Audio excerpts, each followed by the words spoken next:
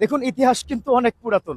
1450 বছর আগে যেই বুড়ি বিশ্বনবীর আহ, কাঁটা দিতেন, দেখেন এখনো ওই যে কাঁটাযুক্ত গাছগুলো কিন্তু আছে।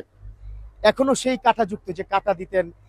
কোনো কোনো হাদিসের বর্ণনা রয়েছে যে কাঁটা এখান থেকেই বড় বড় কাঁটাগুলো বিশ্বনবীর পায়ের মধ্যে বিত্ত। এবং কোনো কোনো হাদিসে এই কাঁটা সম্পর্কে একটু কি বলা হয়েছে আপনাদেরকে একটু এটাও দেখানোর আমি চেষ্টা করি। এখনো সেই কাঁটাযুক্ত গাছগুলো কিন্তু রয়েছে, প্রচন্ড কাঁটাযুক্ত গাছ। এই যে দেখুন, এখানে কিন্তু কাঁটা রয়েছে। হ্যাঁ, আসুন আমরা একটু বুড়ির বাড়ি থেকে ঘুরে আসতে চাই। চলুন আপনাদেরকে একটু বুড়ির বাড়িতে নিয়ে যাই। আমরা বিশ্বনবীর অনেকগুলো হাদিস থেকে পেয়েছিলাম যে বুড়ির বাড়ি, বুড়ির বাড়ি অনেকে দেখার একটা শখ ছিল। এই দেখুন, এখানে অনেক প্রিয় ভাইরা আছেন, বাংলাদেশি আছেন, দেশের বাইরের অনেক ভাইরা আছেন।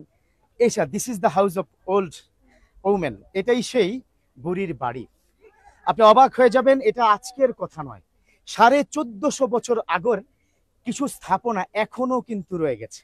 আপনি খেয়াল করুন, এখানে কিছু মাটি আছে, কিছু পাথর আছে, এবং নিচের দিকে আপনি দেখুন এই গাছটা সম্পর্কে আমি যখন স্থানীয় মানুষের কাছে জিজ্ঞাসা করেছিলাম, বললো শুধু এই গাছের এই গাছটি এটাও প্রায় 700-800 বছরের পুরাতন, এটা এখান থেকে সরানো হয়নি। তাছাড়া বুড়ির বাড়ির এই ছোট্ট জায়গার মধ্যে তিনি থাকতেন। বিশ্বনবীর সাথে তার একটা শত্রুতা, কি শত্রুতা আমার নবীজিও জানতেন না। মজার তথ্য আপনাদেরকে দিচ্ছি, যেই বুড়ি প্রতিনিয়ত নবীজির পথে কাটা দিতেন, সেই বুড়ি বেশ কিছুদিন ধরে কাটা দিচ্ছেন না।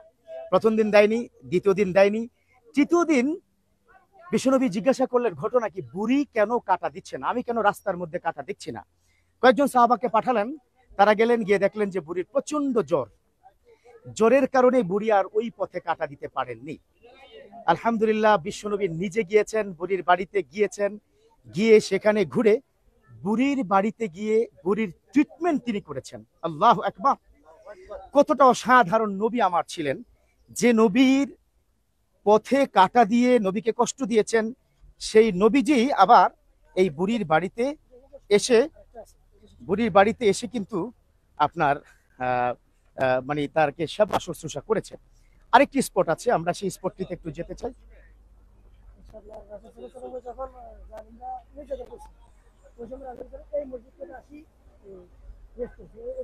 আমরা আরেকটি স্পট আপনাদেরকে দেখাতে চাই, সেটা আমরা কোন পথ দিয়ে একটু যাব, যদি একজন আমাকে একটু হেল্প করতেন। রাস্তা আছে, আসুন আমার সাথে আপনাদেরকে একটু কি দেখাতে চাই প্লিজ। রাসূলুল্লাহ সাল্লাল্লাহু আলাইহি ওয়াসাল্লাম প্রচন্ড নির্যাতনের শিকার হয়েছিলেন যেখানে। প্রিয় দর্শক, আপনাদেরকে একটু দেখাতে চাই সেই মসজিদটি। এই পাথরটাতেই আমার রাসূল সাল্লাল্লাহু আলাইহি ওয়াসাল্লাম হেলান দিয়েছিল।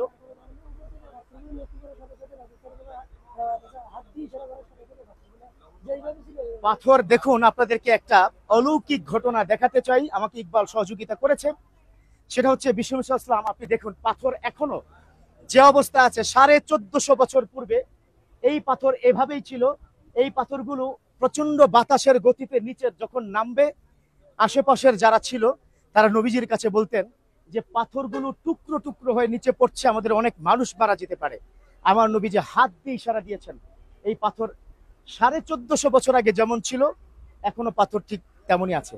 আর যে মসজিদটা আপনাদেরকে কি দেখিয়েছি, যে মসজিদের এখানে নবী সাল্লাল্লাহু আলাইহি ওয়াসাল্লাম তিনি একটি নামাজ পড়েছেন, এবং এই মসজিদের এখান থেকেই তিনি দিন প্রচারের অনেক কাজ করেছেন। আসলে এখানে যাওয়াটা খুব মুশকিল প্রিয় দর্শক, আমি কি করে আপনাদেরকে দেখাবো, তবে খুব কাছাকাছি গেলে আমি হয়তো আপনাদেরকে দেখাতে পারতাম। বাট সৌদি সরকার এই জায়গাটি মূলত এমন ভাবে বাউন্ডারি দিয়েছে যাতে করে মানুষ সেখানে না যেতে পারে। এর আরেকটি বড় কারণ হচ্ছে, আমি আপনাদেরকে যদি একটু বলি, কারণটি হলো আমাদের সাবকন্টিনেন্টের যারা মুসলমান আছে তারা এতটা আবেগময়ী, তারা যদি শুনতে পায় যে এখানে নবীজি প্রায় নামাজ পড়েছেন বা অনেক সময় ধরে কি নামাজ পড়েছেন, হেলান দিয়েছেন যে পাথরের সাথে, সে পাথর তুলে নিয়ে যাবে সাবকন্টিনেন্টের মুসলমান, ভারত, পাকিস্তান, বাংলাদেশের।